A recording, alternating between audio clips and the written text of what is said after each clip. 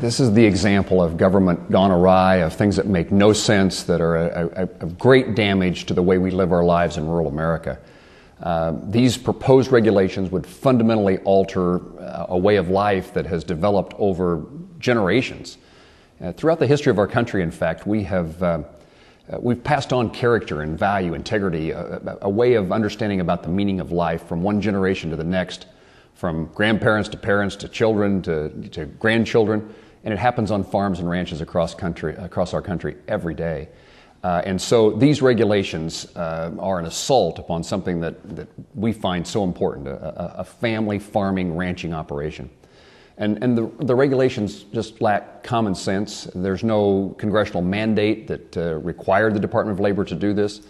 Well, my first question to the government's witness on this was, if you claim that young people who are working on farms have the highest accident ratio statistically of any profession, what is the second highest? And it was a stumper question for them.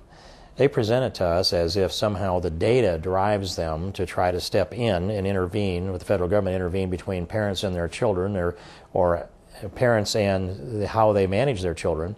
And truthfully, they've not analyzed the data. They didn't answer the simplest question about the data. And so when I listen through the list of things that the federal government would like to do, and we should remember that this isn't just the Department of Labor. This is the U.S. Department of Agriculture working in cooperation with the Department of Labor to impose rules upon parents and young people who have forever gone out to work on the farm in the fashion that they're seeking to shut down.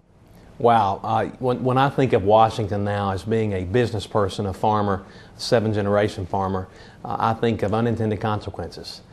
So many times the federal government, with trying to do something that's well-intended, ends up doing something like this with child labor laws.